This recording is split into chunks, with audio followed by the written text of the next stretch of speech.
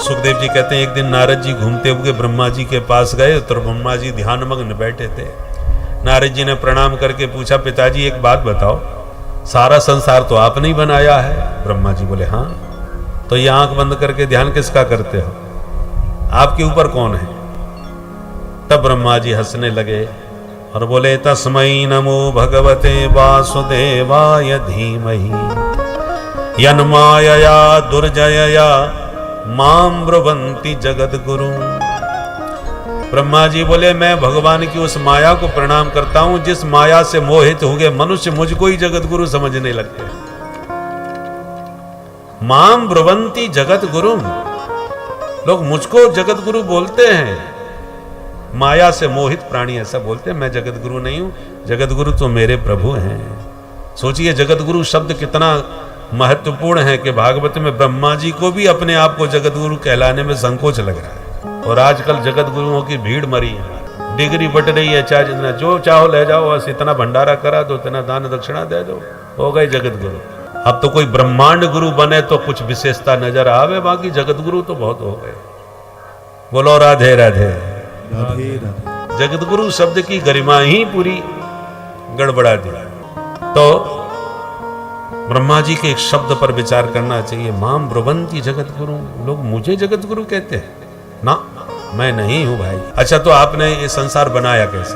तब ब्रह्मा जी कहते हैं, भगवान श्रीमन नारायण के नाभि से एक कमल पैदा हुआ, कमल से मुझे ब्रह्मा का जन्म हुआ। जन्म के बाद मैं चारों तरफ देखना चाहता था तो मेरे चार मुख प्रकट हो गए, पर चारों ओर मुझे चारों दिशाओं में केवल जल और वायु के अलावा कुछ नजर नहीं आया। भीतर जिज्ञासा जगी, को हम, मैं कौन हूं भाई? और कोई मेरे अलावा कोई था ही नहीं, कौन जवाब देता? कोई समझ में नहीं आया, कोई दिखाई नहीं पड़ा। तो मैं कमल की नाल जो होती है, पोली होती है, मैं उसी के भीतर घुस गया कि ऊपर तो कोई नहीं है, शायद नीचे कोई मिल जाए। तो कमल नाल में घुस के मैं नीचे तक गया और नीचे भी कोई नजर नहीं आया। तो लौट के फिर वापस कमल पर आ गया, को हम, कौन हूं मैं? जब बार बार प्रश्न किया तो मेरे कान में दो अक्षर सुनाई पड़े, तप तप। बस वहीं कमल पे मैं तपस्या करने बैठ गया। दिव्य वर्षों तक मैंने दिव्य तप किया। तपोबल से फिर मुझे भगवान ने प्रकट होकर दर्शन दिया और 4 श्लोकों में दिव्य ज्ञान दिया। इसी का नाम है चतुश्लोकी भागवत। 4 श्लोकों में भगवान ने दिव्य ज्ञान देते हुए कहा, ज्ञानम परम गुह्यम में यद विज्ञान समन्वितम सरहस्यम तदंगम च गृहाण गदितम मया। ब्रह्मा जी बहुत ध्यान से सुनिए, मैं अपना परम रहस्यमय गोपनीय ज्ञान तुम्हें प्रदान कर रहा हूं। और 4 श्लोकों का नित्य पाठ करना चाहिए, क्योंकि संपूर्ण भागवत के यही बीज हैं। 4 बीज छोटा सा होता है, वृक्ष बहुत विशाल होता है उसमें। तो 18,000 श्लोकों का सार इन 4 श्लोकों में है। आइए ध्यान से सुने। अहमेवासमेवाग्रे सत्परं पश्चादहं यदेतच्च यो वशिष्येत सोऽस्म्यहं यत्प्रतीयेत न प्रतीयेत चात्मनि तद्विज्ञानात्मनो माया यथा भासो यथा तमा यथा महानि भूतानि भूतेषु चावचेष्वनु प्रविष्टान्यप्रविष्टानि तथा तेषु न तेष्वहम् एतावदैव जिज्ञासम् तत्त्वजिज्ञासुनात्मना अन्वयव्यतिरेकाभ्याम् यस्या सर्वत्र सर्वदा एवासमेवाग्रे नान्यद्यत्सत्परं पश्चादहं यदेतच्च यो वशिष्येत सोऽस्म्यहं यो वशिष्येत सोऽस्म्यहं यो वशिष्येत सोऽस्म्यहं। बोलो भागवत भगवान की जय। इन 4 श्लोकों में पहले श्लोक में आत्म तत्व का प्रतिपादन किया, तत्व क्या है।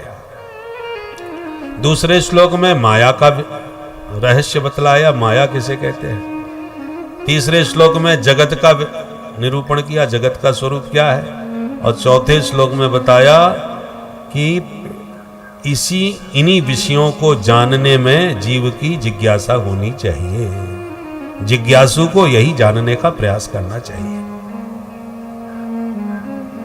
यह चतुश्लोकी भागवत है। तत्व क्या है? भगवान कहते हैं अहम एव अग्रे। जब संसार में कोई नहीं था और कुछ भी नहीं था, तब हम ही हम थे। तो क्या कर रहे थे अकेले अकेले? भगवान कहते आसम एव, हम अपने आनंद में थे, अपने स्वरूप में थे, कर कुछ नहीं रहे थे।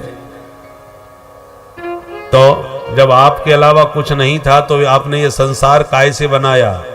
संसार को बनाने का कोई मटेरियल तो आपके पास रहा ही होगा। भगवान बोले नहीं नहीं, हमारे अलावा कुछ भी नहीं था। तो बिना मटेरियल के कैसे बना दिया संसार? भगवान बोले जब कुछ था ही नहीं तो बनाते कैसे? हम ही स्वयं बन के तैयार हो गए संसार। हम बनाने वाले भी हैं और हम बनने वाले भी हैं। बने भी हम और बनाया भी हमने। ये कैसे हो सकता है? बनाने वाला स्वयं कैसे बन सकता है? देखो, जितने कार्य हैं उनके दो कारण होते हैं अलग अलग, निमित्त कारण, उपादान कारण। जैसे मिट्टी से घड़ा बन गया तो घड़े का उपादान कारण कौन हुआ? मिट्टी। मिट्टी ही घड़ा बनी है, पर मिट्टी अपने आप तो नहीं बन सकती घड़ा, किसी ने बनाया, बनाने वाला हो गया, उसका निमित्त कारण। जिसने बनाया वो निमित्त, और जो पदार्थ बना वो उपादान। जितने भी कार्य हैं, कुल्हाड़ी बनी, उपादान कारण क्या है? लोहा, लोहे से बनी।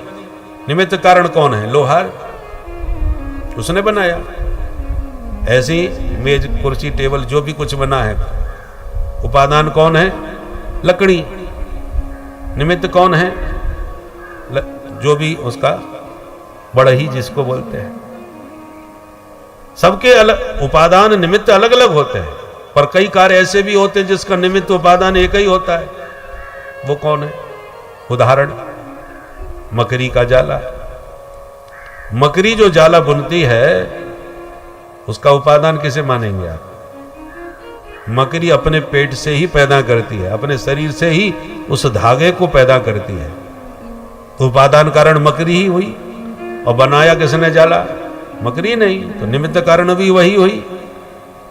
तो अभिन्न हो गए दोनों।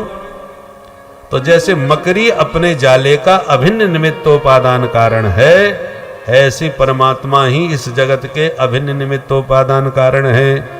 भगवान ने जगत बनाया भी है और भगवान जगत के रूप में बने भी हैं, अलग अलग नहीं। और भगवान ही संसार के रूप में बने हैं, इसलिए सिया राम मैं सब जग जानी, वो सब भगवत स्वरूप है। हरिरेव जगत जगदेव हरि, हरि ही जगत है, जगत ही हरि है, अभिन्न है। और जो ये रहस्य जान जाते हैं वो हर लीला में, हर स्थिति में आनंद लेते हैं। अच्छा, जब भगवान ही जगत बने और भगवान ने ही जगत बनाया तो ये आतंकवादी क्यों बना दिए? क्या जरूरत थी इनको बनाने की? देखो भाई, इसलिए इसको दुनिया कहते हैं। दुनिया का मतलब जो द्वंद्व से चले, बिना द्वंद्व के संसार नहीं चलेगा। जब एक ही कक्षा के छात्र और बीच में कहीं 1 घंटे का अवकाश हो जाए तो कबड्डी खेलने के लिए मैदान में आ जाते हैं, चलो 1 घंटे खेलते हैं। पर एक ही कक्षा के जब खेलने के मैदान में आएंगे तो पहले 2 दल बनाएंगे। बिना 2 दल के खेल में आनंद ही नहीं आएगा। पक्ष विपक्ष 2 दल बन गए, खेल चालू हो गया। राम जी भी खेलते थे तो एक भरत जी का दल, एक राम जी का दल। कन्हैया भी खेलते तो एक दाऊ का दल, एक कन्हैया का दल। बस खेलने के लिए 2 दल हैं, खेल खत्म तो दल भी खत्म, फिर एक ही कक्षा के हैं सब। उसी प्रकार वह परमात्मा है तो एक ही, पर संसार का जब खेल खेलते हैं तो 2 दल में बदल जाते हैं। पक्ष विपक्ष, सज्जन दुर्जन, लाभ हानि, जीवन मरण, सब द्वंद्व है। द्वंद्व का नाम दुनिया है, और ये द्वंद्व नहीं रहेगा तो एकनिया हो जाएगी। द्वंद्व है तो दुनिया है, दो के बिना खेल नहीं चलेगा। बोलो राधे राधे।